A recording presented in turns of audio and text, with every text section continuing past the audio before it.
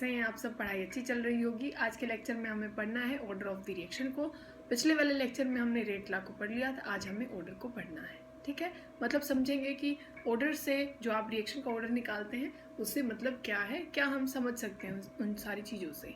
अगर मैं आपको ये बोलूँ कि कोई रिएक्शन ज़ीरो ऑर्डर की है बच्चों, किस ऑर्डर की है? ज़ीरो ऑर्डर की है, तो इससे आप क्या समझेंगे? किसी भी चीज़ का ऑर्डर ज़ीरो कैसे हो सकता है?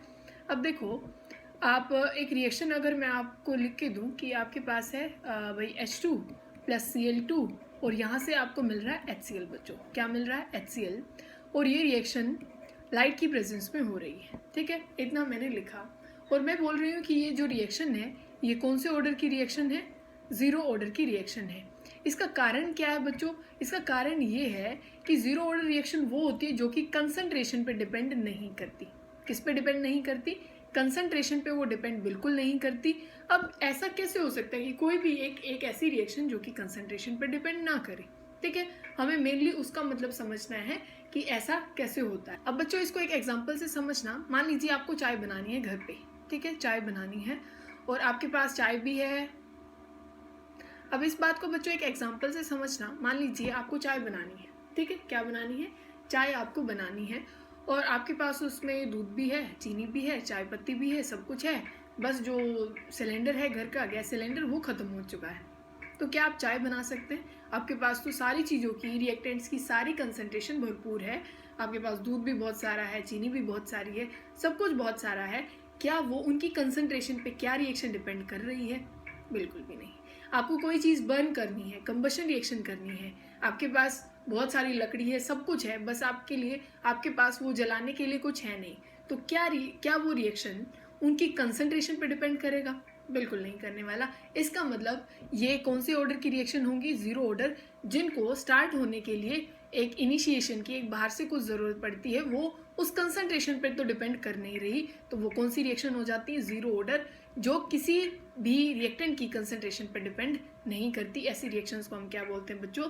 ज़ीरो ऑर्डर की वो रिएक्शन हो जाती है। ठीक है, अब फिर अगर कोई बोले कि कोई रिएक्शन है फर्स्ट ऑर्डर की, क्या है बच्चों? फर्स्ट ऑर्डर की है। अब इस बात को समझना कि जैसे आपको एक लिख दिया जाए ऐसे कि एक A है प्लस में B है, एक रिएक्शन लिखी गई है और वहाँ से प्रोडक्ट मिलता है और मैंने बोल दिया कि ये एक फर्स्ट ऑर्डर रिएक्शन है। फर्स्ट ऑर्डर रिएक्शन है मतलब कि ये जो डिपेंड करती ऑल ओवर, वो जैसे मैंने बोला ऊपर, वो भाई किसी की कंसंट्रेशन पे डिपेंड नहीं करती। तो इन दोनों को मिला के ऑर्डर क्या है? फर्स्ट ऑर्डर है। ठीक है, रेट लॉ ने यही कहा था कि भाई जो भी आप क्या लिखेंगे, जो रेट है वो एक कांस्टेंट है, डायरेक्टली प्रोपोर्शनल उनकी कंसंट्रेशन, और जो कोफिशिएंट होता है पर वो एक्सपेरिमेंटल होता है, वो पावर बना दी जाती है और उन पावर का सम ही क्या होता है? ऑर्डर होता है। ठीक है, इस सम का जो ये ऊपर जो पावर लिखी गई है बच्चों, इसका मतलब क्या है कि A के ऊपर रिएक्शन किस हिसाब से डिपेंड कर रही है। मान लीजिए यहाँ पे मैंने लिख दिया कि आप यहाँ पे रेट लिख रहे हैं और रेट आपने लिखा डायरेक्टली प्रोपोर्शनल है, ये कांस्टेंट लिख देते हैं हम डायरेक्टली हटा करके, और वो डिपेंड करता है भाई A की हाफ पावर पे और B की भी हाफ पावर पे, ऐसे डिपेंड कर रहा है। तो इन दोनों का सम करो तो कितना आ गया? हाफ क्या कितना आ गया? इनका सम कितना आ गया बच्चों? 1 आ गया, मतलब फर्स्ट ऑर्डर की है। इसका मतलब क्या समझेंगे कि जो रिएक्शन है हाफ, वो किसके ऊपर डिपेंड कर रही है? कितनी कंसंट्रेशन? A की, और B की भी हाफ उस पर डिपेंड कर रही है। ठीक है, और फर्स्ट ऑर्डर और किस तरीके से हो सकता है? फर्स्ट ऑर्डर एक तरीके से और हो सकता है भाई वो B की कंसंट्रेशन पे डिपेंड ही नहीं कर रही हो रिएक्शन। ठीक है, उसके स्टार्ट होने के लिए या उस रिएक्शन को स्टार्ट होने के लिए ऐसा भी तो हो सकता है ना, जैसे पहले वाली रिएक्शन में वो ना तो H2 के ऊपर डिपेंड कर रहा था ना Cl2 के ऊपर रिएक्शन, और यहाँ पे ऐसा हो सकता है ना कि वो B की कंसंट्रेशन पे डिपेंड ही ना करे, या हो सकता है वो A की कंसंट्रेशन पे डिपेंड ना करे। इन दोनों में से कुछ भी हो सकता है।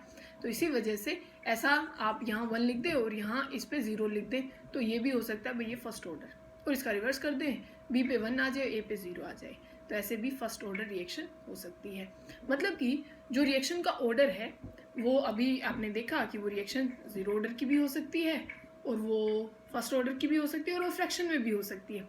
मतलब कि वो हाफ ऑर्डर या 3/2 ऑर्डर, 4/2, इनमें से कोई भी उसका ऑर्डर हो सकता है। जैसे मॉलिक्यूलैरिटी 0 नहीं हो सकती थी, पर ऑर्डर 0 हो सकता है, फ्रैक्शन में भी हो सकता है, वो कैसे भी हो सकता है। ठीक है, तो मोलिकुलैरिटी और ऑर्डर में भी कई बार डिफरेंस पूछा जाता है, तो ये आपको ध्यान रखना है, ठीक है।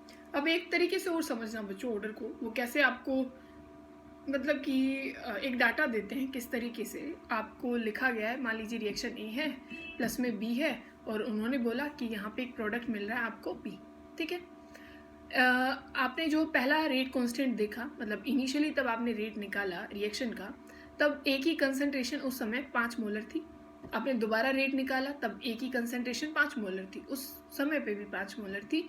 पर आपने बी की देखी, भाई आपने तब क्या किया कि कंसंट्रेशन पहले बी की 2 मोलर थी और उसको आपने डबल कर लिया। क्या कर लिया आपने, उसको डबल कर लिया, मतलब 4 मोलर। मतलब आपने रिएक्शन में क्या कर दिया, तब आप जैसे आपको ये बोला जाए कि भाई आप चाय बना रहे हैं और आपने उसमें दूध और डाल दिया है, ठीक है। समय के साथ दूध की जो कंसंट्रेशन है आपने वो बढ़ा दी है उसमें। तो अब क्या यहाँ पे भी मैंने जो बी है उसको क्या कर दिया, 2 गुना कर दिया। तो रेट जो है क्या है बच्चों, जो रेट है पहले मान लीजिए वो क्या है, रेट की यूनिट साथ में लिखते जाना। रेट कितना है, हमने 2 ही माना है, यूनिट क्या लिखोगे, मोल, लीटर इनवर्स और सेकेंड इनवर्स।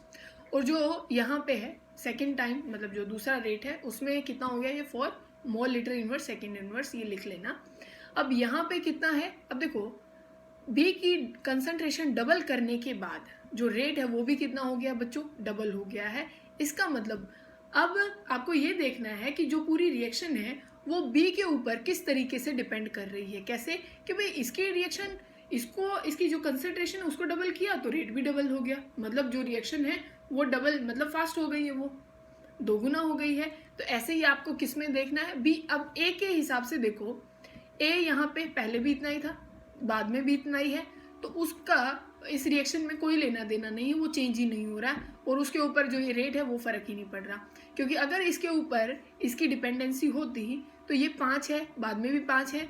अगर ये डिपेंड करता तो रेट भी बदलना नहीं चाहिए था, क्योंकि ये नहीं बदल रहा तो रेट भी नहीं बदलना चाहिए। तो बच्चों इतनी बात आपको समझ में आई। हो सकता है कि किसी की कंसंट्रेशन पे जो रेट है वो डिपेंड ही ना करे, मतलब अपनी रिएक्शन डिपेंड ही ना करे, और किसी पे ऐसा हो सकता है कि भाई हमने डबल किया तो रेट भी डबल हो गया। या ऐसा हो सकता था, मान लीजिए आपने जो आपका ए है, ठीक है, हम दूसरा एक एक्सपेरिमेंट लें और उसमें क्या है कि इसका ये यहाँ पे 2 था और फिर इसकी कंसंट्रेशन 8 मोलर हो गई, 2 से कितनी हो गई, 8 हो गई। सेम ऐसा अपना किसमें हो गया, रेट अपना ऐसे ही बढ़ा कि पहले 2 और mole litre inverse second inverse, ये आप लिख लेना, और यहाँ पे 8 हो गया, ठीक है। या यहाँ पे इसको मानो 2 था और ये 4 हुआ, ठीक है। इसकी जो कंसंट्रेशन 2 से कितनी हो गई, 4, और रेट कितना हो गया, 2 से 8 हो गया। तो अब ये देखो कि तब ए की कंसंट्रेशन को डबल किया जाता है, ए की कंसंट्रेशन को क्या कर दिया जाता है, तब डबल किया जाता है। तो जो रेट है वो कितना हो गया बच्चों, वो कितना हो गया, 4 गुना रेट बढ़ गया है। ए की कंसंट्रेशन डबल करने के ऊपर जो रेट है वो 4 गुना बढ़ गया है। तो इस रिएक्शन का ऑर्डर क्या होगा, आप देखो ये आपने बढ़ाया 2 गुना, आपका रेट कितना बढ़ गया, 4 गुना। तो एक बार इसको काट लीजिए, कितना हो गया, ये कितना हो गया बच्चों, सेकेंड ऑर्डर। तो जो ए है तो आप उसको ये लिखेंगे कि भाई वो उसकी ए स्क्वायर आप लिखेंगे कि ये ए के हिसाब से इस रिएक्शन का ऑर्डर सेकेंड है, ठीक है। और अगर यहाँ पे आप इसको हम कांस्टेंट रख देते तो इसके हिसाब से इसको 0 मान लेते। तो ऑर्डर का मतलब यही होता है, जो कि एक्सपेरिमेंटल होता है, हमें नहीं पता, हम देखने से नहीं बता सकते हैं तब तक ये एक्सपेरिमेंट ना दिया जाए कि भाई अगर डबल करने के ऊपर वो 4 गुना हुआ है, या वो डबल करने के बाद हाफ हो गया है, या कुछ भी ऐसे जिसकी वजह से हमें कुछ डाटा पता लगे कि उस रिएक्शन के ऊपर उस जो रिएक्टेंट है उसका क्या इम्पैक्ट आ रहा है, तभी आप उस रिएक्शन का ऑर्डर बता सकते हैं। और जो कि क्या होता है, एक्सपेरिमेंटल होता है, हमें वैसे देखने से नहीं पता। वैसे तो रिएक्शन हो रही है, प्रोडक्ट बन रहा है, पर ये नहीं पता वो बी का ज़्यादा रोल हुआ उस रिएक्शन में या ए का ज़्यादा रोल हुआ। तो वो हम एक्सपेरिमेंट करने से पता करते हैं कि अगर इसको कांस्टेंट रखते हैं, एक चीज़ को कांस्टेंट रख लो, दूसरी को डबल करो, अगर रेट डबल हो गया तो मतलब वो बी के ऊपर किसके हिसाब से, फर्स्ट ऑर्डर के हिसाब से डिपेंड करता है। सेम ए में करो, अगर ए में भी सेम काम आता है, उसको डबल करने के ऊपर रेट भी डबल हो गया तो इसका मतलब ए के हिसाब से भी फर्स्ट ऑर्डर है। या फिर अगर डबल करने के ऊपर 4 गुना हुआ तो सेकंड ऑर्डर, ठीक है ना। और डबल करने के ऊपर हाफ हो जाए तो इस हिसाब से हम क्या निकालते हैं, ऑर्डर ऑफ द रिएक्शन निकालते हैं, जो कि सारा क्या है, एक्सपेरिमेंटल है। और ऐसे क्वेश्चन बहुत ज़्यादा पूछे जाते हैं, जो कि सारे एक्सपेरिमेंट लिखे जाएंगे, डाटा लिखे जाएंगे, जिसके हिसाब से आपको क्या बताना होता है, उसका ऑर्डर निकालना होता है, ठीक है।